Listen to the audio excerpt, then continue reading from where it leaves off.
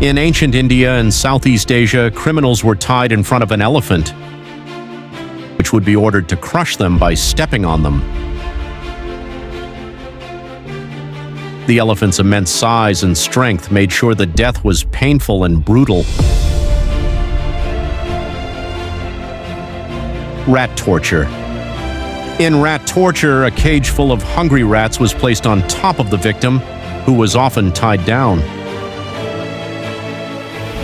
The rats, desperate for food, would start chewing on the person's body, causing intense pain. This torture could last for hours or even days. Scaphism was another immensely cruel punishment used in ancient Persia. The victim was trapped between two boats, forced to drink milk and honey, and covered with honey to attract insects. The person would be left exposed to the sun, leading to highly painful bites, infections, and dehydration.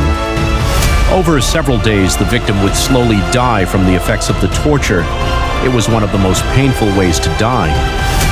Strappado.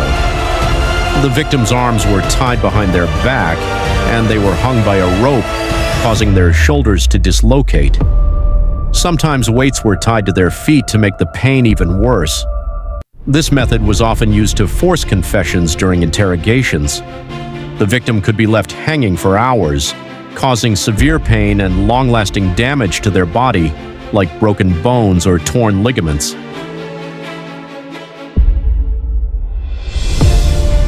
Keel hauling was a deadly punishment for sailors in the past. They were tied to a rope and dragged under the ship.